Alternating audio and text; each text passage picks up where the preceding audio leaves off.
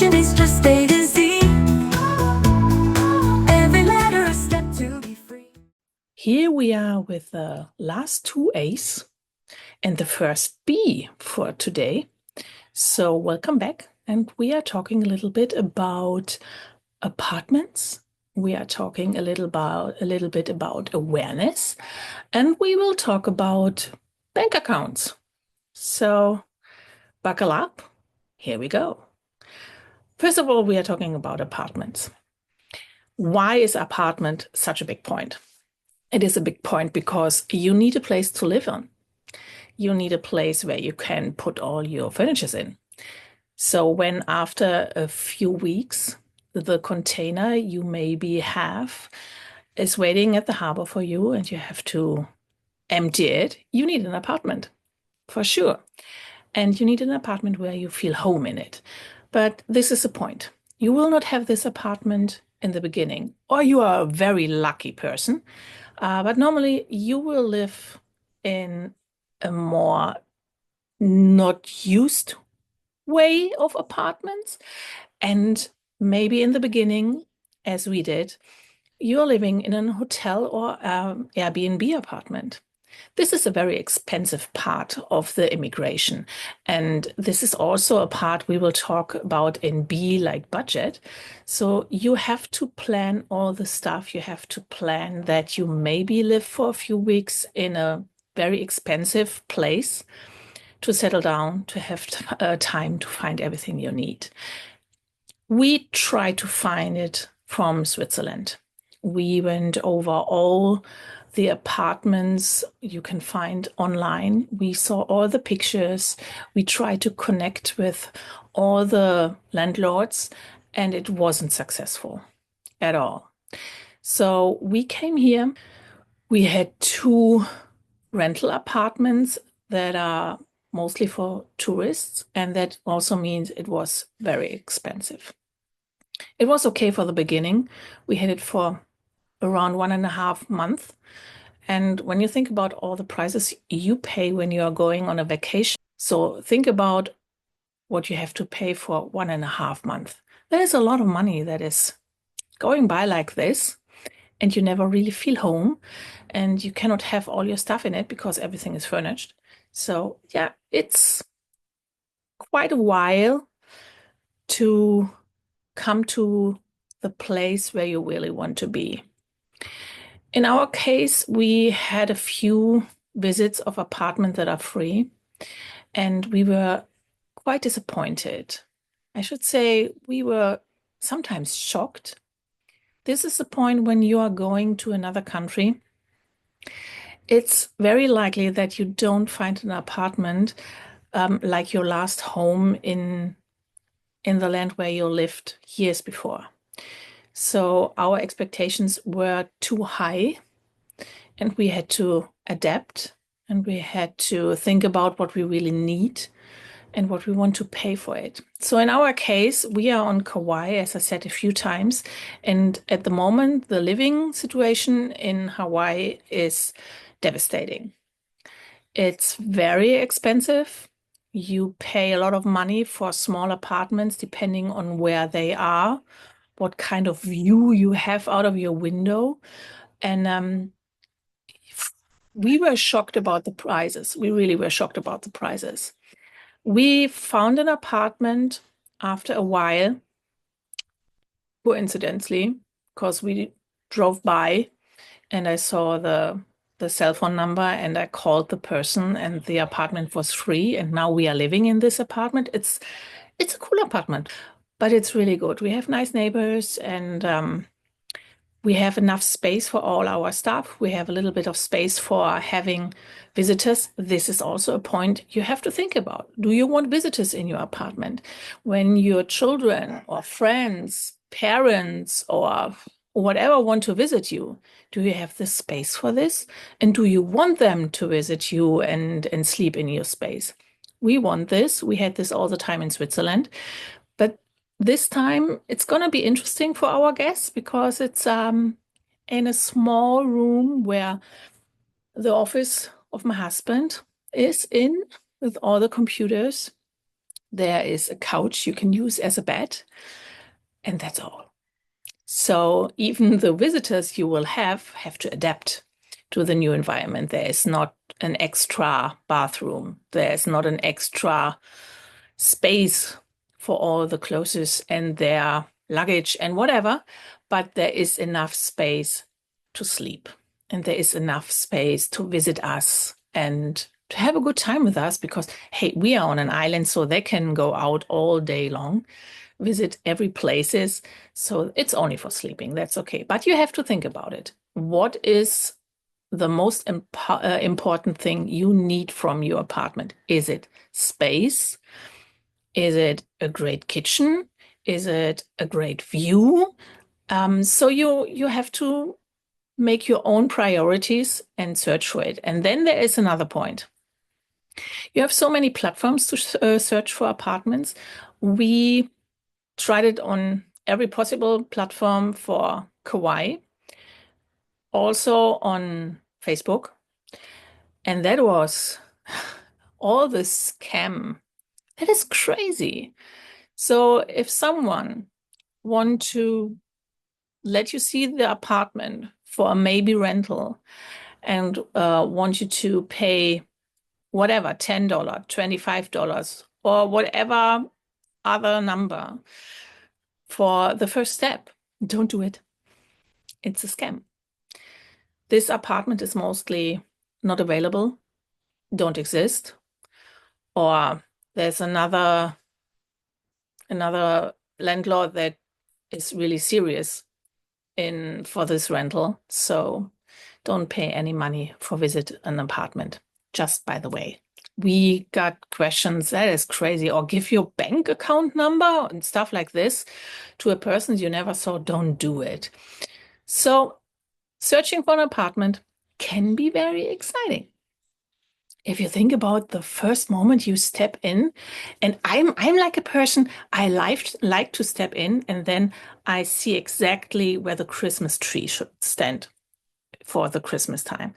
And when I see this place and I'm very serious and I know, yes, this is the best place for a Christmas tree, then it's very likely that I have a good feeling for this apartment. And then we had it here.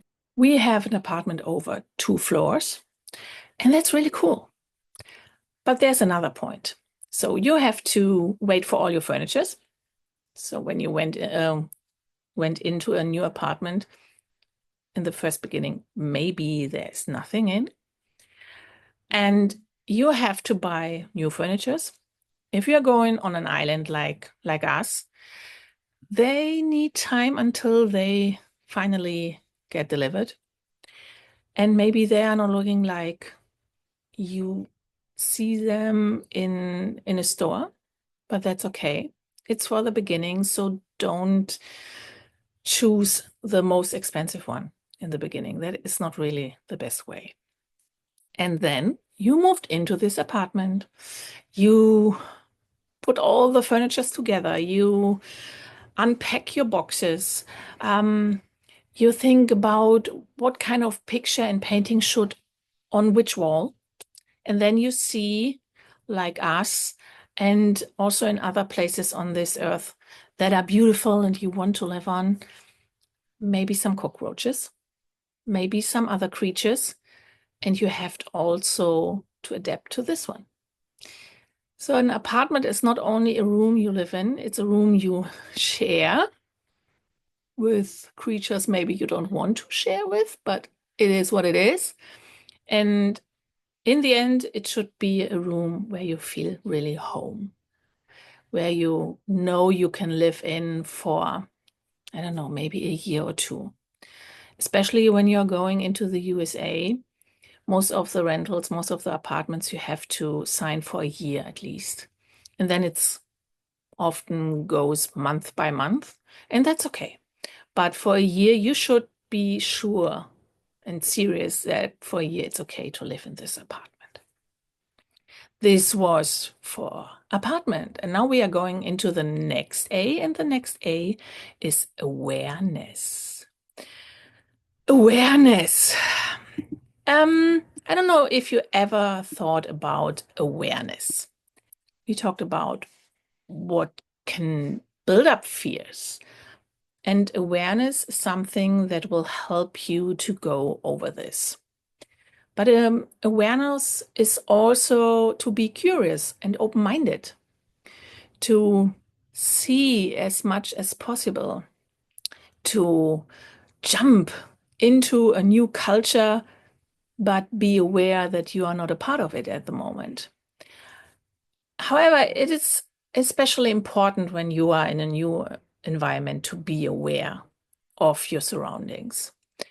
What kind of feelings have the people around you? They don't know you. Be aware of it. That you don't have a, what is the right word for this? You don't make a faux pas. You have to open your eyes for everything.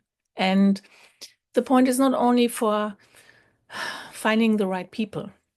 Yeah, you should be aware of the right people for sure. But it's also seeing and recognizing the feelings of the people around you you maybe don't connect with.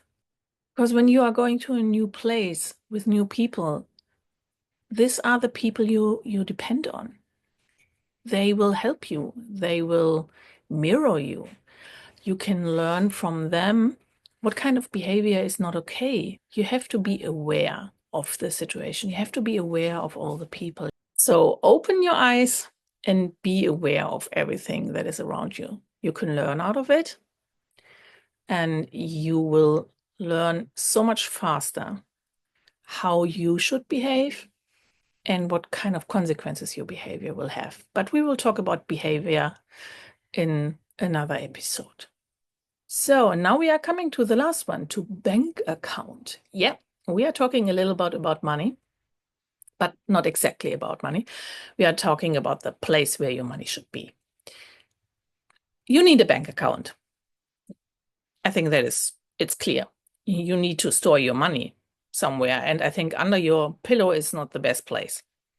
So I hope you have enough money to store it somewhere else than under your pillow.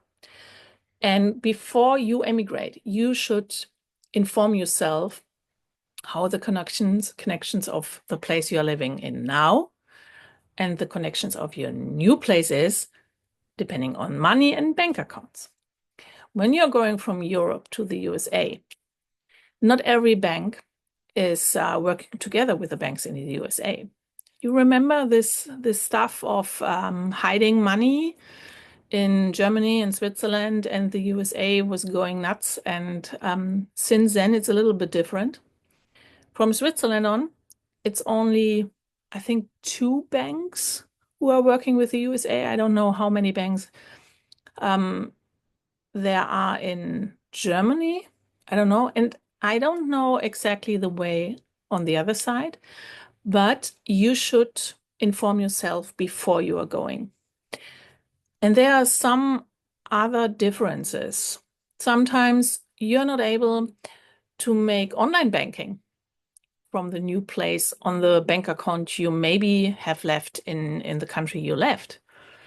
So you need a person who can help you, who stayed in your former country. And then you need a new bank account, and there are new rules, and you need to understand the language they are talking. And I don't say you have to understand the language. I think you should know that you speak the language of the country you are emigrating to. But bank language, money language, business language is something completely different. So you have to talk to the person who is informing you. You need to know everything before you sign anything. And don't forget to delete all the other old bank accounts in your former country because of all the taxes that are coming, and they will come because you want to work in your new place. It should be clear that you don't have savings in another country. That makes it not easier for you. So delete the other stuff. The last one for the bank account is you have to find out beforehand what the rules are so that you can get it done in the first few days. For example, we were not aware that the money transfer from the Swiss account to the new US account can take up to 5 working days. That's really stupid if you want to buy a car or sign some contract and then only realizing a few days later how long it takes for the money to arrive. So first open an account, then think about how much money you need in the based on your B4 budget, and then transfer it with a little buffer, I think. And remember, depending on how the currency is, you can have a benefit of it. So maybe for some transfer, you should have a look on how the currency at the moment is, and you get a little bit more money on your bank account. So it's always not so bad to have an eye on it, or a person beside you who really love this stuff. So this is all for today, and I hope you enjoyed it a little bit or have something to think about it. And I hope we will hear us next time in 2 weeks.